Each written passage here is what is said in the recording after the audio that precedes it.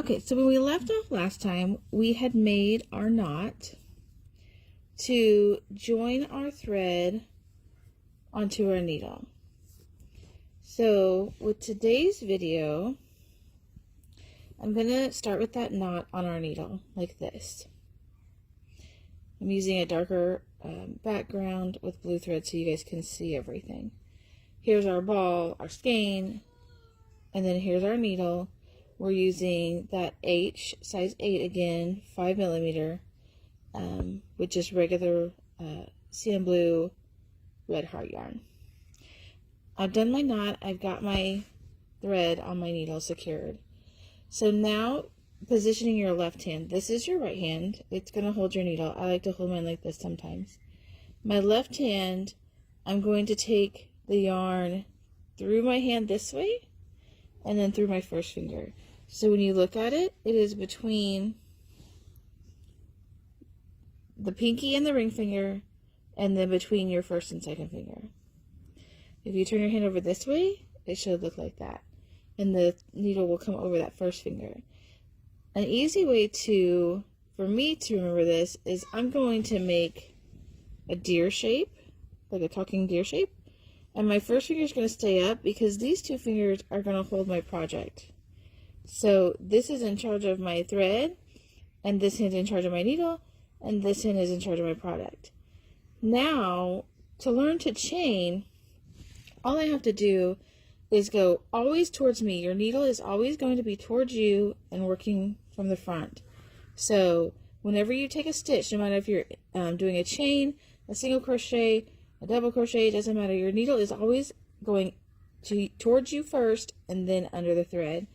You're going to pick up that thread on your needle using the hook of the needle and just pull it through that hook on that hole on the chain. That makes the first chain stitch. So again, your needle is going towards you, under to grab that yarn, and just pull through that hoop, making that second stitch. You'll see the V's start to form in that stitch. That is what you're wanting. So that deer that we talked about that's holding your thread, that's going to continue to hold your product and scoot forward. So as you chain and do more and more here, those V's start to appear, you can slide that finger up. The tension of your needle to keep the hoops the same size is based on your hand holding that thread. That's what keeps your project tight or loose. If I want it to be looser, I just pull and those chains become big and loose. If I want it to be tighter, I keep my left hand tight and I barely let any thread come through and those chains become small. So there you can see the difference really well, where it was normal holding to loose to really super tight. So let me take some of this out and we'll go back and show you again. So here's our knot. We've got our loop, our starting loop on our needle.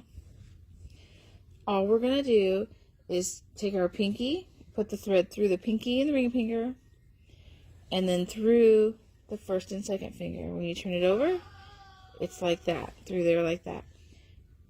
Front side is like this. The thread then is coming over that first finger so that when you make that deer shape, the thread is on the front and your project is being held by your second finger and your thumb. Your needle is coming towards you and going under the thread, picking up that thread and pulling it through the stitch.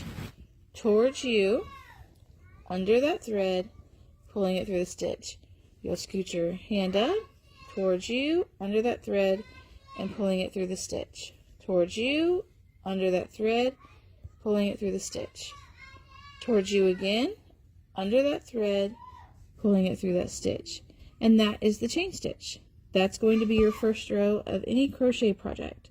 So I hope you can use this tutorial video, watch it a few times through, and work on your chains. I will have the next video on single crochet up in a few days, and we'll keep progressing forward.